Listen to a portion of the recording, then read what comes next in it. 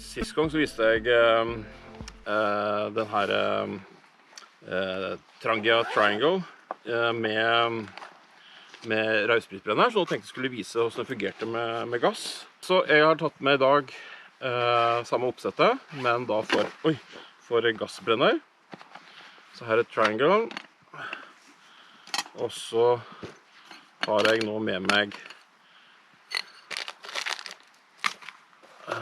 gassbrenneren her. I og med at gassen den trenger ikke oppvarming slik som rausbrytbrenner er, så da fyller jeg vann på kjelen først, eller tidlig, slik at jeg allerede har satt i gang her, så kan jeg sette på kjelen. Så da setter jeg sammen Triangle igjen.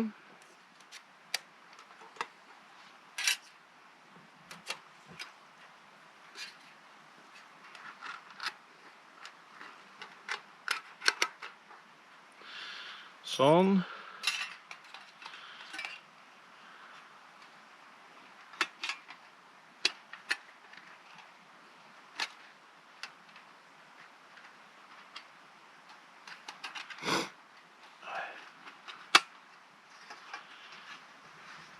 Slik. Og så her trer jeg bare inn oventil slik. På plass. Så må jeg passe på at den ledningen her kommer imellom her, så jeg må vri litt på den brenneren, slik at den kommer fint igjennom. Eller så vil det gå i spenn her, og da blir det litt problematisk.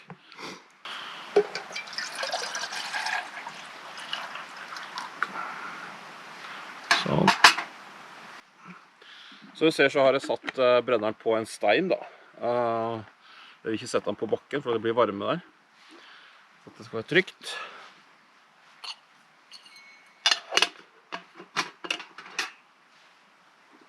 Så da...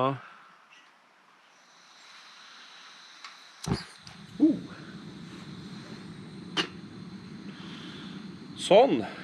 Da er den her gassen på. Kan jeg kjøre opp effekten på den her. Den er mye høyere effekt da på gass da enn på rausbryt selvfølgelig.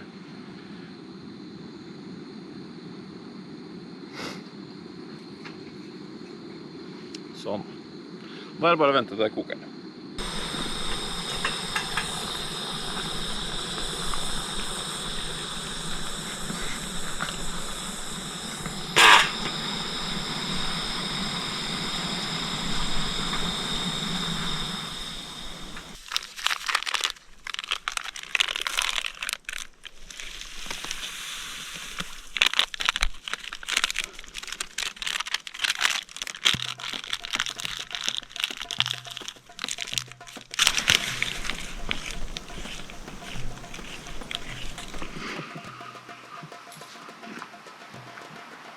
Perfect.